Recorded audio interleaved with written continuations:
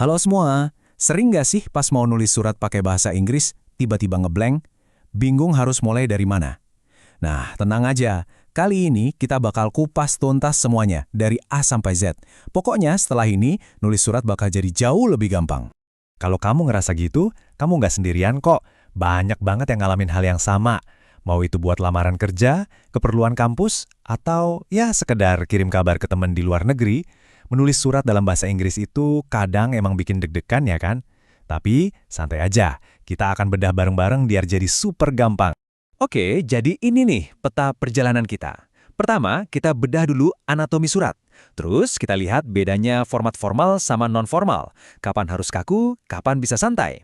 Habis itu, kita dalami aturan main surat resmi, intip 3 jenis surat yang paling umum, dan terakhir ada semacam kamus kirat istilah-istilah penting. Siap? Langsung aja kita mulai. Alright, kita masuk ke babak pertama, anatomi surat. Coba bayangin ini kayak resep kue dasar deh. Mau bikin kue apa aja, bahan-bahan dasarnya kan itu-itu aja. Nah, sama kayak surat. Mau buat surat untuk bos atau untuk sahabat pena, kerangka dasarnya ya ini. Kalau ini udah di luar kepala, sisanya, gampang. Nah, coba lihat deh. Strukturnya tuh logis banget kan? Mulai dari info kita sebagai pengirim, alamat, terus tanggal. Abis itu, kita sapa dong penerimanya. Itu yang namanya salutation. Baru deh kita curhat di bagian isi suratnya. Udah kelar, tinggal ditutup pakai salam penutup yang sopan, terus tanda tangan. Simple kan? 6 bagian ini adalah fondasi utamanya. Oke, kerangka dasarnya udah dapat. Sekarang kita ada di persimpangan jalan nih. Kita harus pilih, mau lewat jalur formal atau non-formal. Ini dua dunia yang beda banget loh. Dan milih jalur yang bener itu penting banget biar pesan kita nyampenya pas. Wih, bedanya kelihatan jelas banget ya. Yang kiri, surat formal, itu ibaratnya kita datang pakai setelan jas rapi. Lengkap semua, dari alamat pengirim, penerima, nomor referensi, kelihatan pro banget. Nah, yang kanan, surat non-formal, itu kayak kita lagi nongkrong pakai kaosan. Santai, langsung to the point, nggak pakai ribet.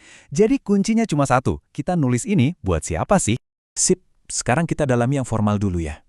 Kenapa? Karena di sini, detail-detail kecil itu, bisa jadi penentu. Bisa bikin kita kelihatan super profesional, atau malah kelihatan amatir. Jadi, yuk kita bedah satu persatu aturannya. Oke, kita intip bagian kepalanya dulu. Ada nomor referensi, ini kayak ID unik buat suratnya biar gampang dilacak. Terus, tanggal, biasanya di kanan atas. Nah, ini yang penting, inside address. Ini alamat lengkap si penerima. Kenapa penting? Ini nunjukin kita serius dan riset dulu. Terakhir, sapaannya atau salutation. Wajib hukumnya pakai gelar dan nama belakang. Dear Mr. Fatoni misalnya. Itu nunjukin respect. Nah, buat isinya ada formula ajaib nih, 3 paragraf. Gampang banget ngingetnya. Paragraf 1, langsung tembak, bilang tujuanmu apa. Saya nulis surat ini untuk, gitu. Paragraf 2, kasih semua detail pentingnya, nomor order, tanggal, dan lain-lain. Paragraf 3, tutup dengan ajakan bertindak, dan jangan lupa bilang makasih. Udah gitu doang. Surat kamu jadi jelas, ringkas, dan to the point. Dan sentuhan terakhir, penutupnya.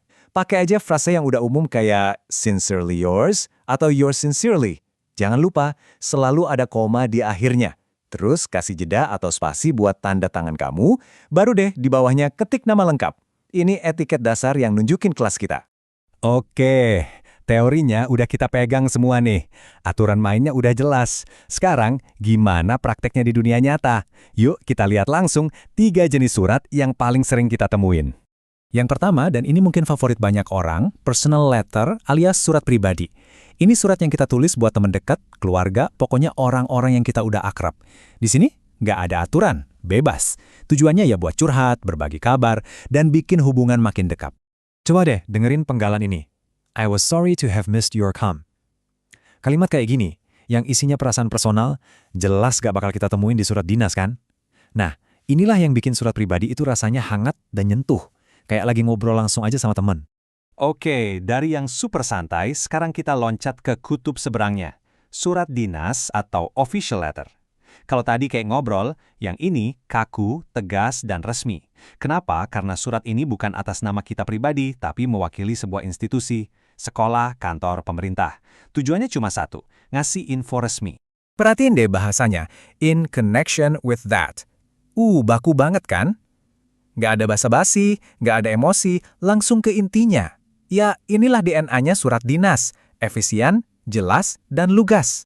Jenis ketiga, surat niaga atau business letter. Ini juga formal, mirip surat dinas. Tapi, ada bedanya. Fokus surat niaga itu soal bisnis, tujuannya komersial. Entah itu nawarin barang, pesan sesuatu, nagih pembayaran, atau komplain.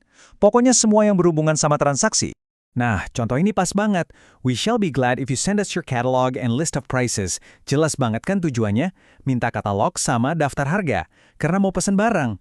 Bahasanya efektif nggak bertele-tele. Langsung fokus ke transaksi. Alright, kita udah sampai di bagian terakhir. Anggap aja ini contekan atau kamus kilat. Isinya singkatan-singkatan yang sering banget muncul di surat menyurat. Kalau kamu paham ini, dijamin kelihatan lebih pro dan nggak bakal bingung lagi. Pertama, RSVP. Ini sering banget ada di undangan kan? Asalnya dari bahasa Perancis, intinya sih tolong dibales. Jadi kalau ada tulisan ini, si pengirim nunggu jawaban kamu. Bisa datang atau enggak? Terus PS alias postscript, ini kayak catatan tambahan gitu. Udah selesai nulis, udah tanda tangan, keingat sesuatu. Nah, tulis aja di bawah pakai PS. Kayak kita ngomong, bentar, satu lagi. Berikutnya, NC, singkatan dari enclosure. Kalau kamu lihat kode ini di bawah surat, artinya ada lampiran. Coba cek lagi amplopnya, pasti ada dokumen lain yang diselipin. Bisa CV, brosur, atau dokumen penting lainnya. Terakhir, CC.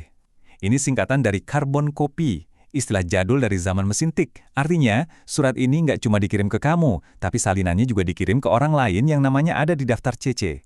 Biar semua pihak tahu gitu. Jadi, itu dia panduan lengkapnya. Dari mulai kerangka, bedain gaya formal dan non-formal, sampai istilah-istilah penting. Sekarang, kamu nggak cuma tahu apa yang harus ditulis, tapi juga kenapa aturannya begitu. Jadi, pertanyaannya sekarang buat kamu. Dengan semua bekal ini, surat apa nih yang bakal kamu tulis pertama kali? Yuk, langsung praktek.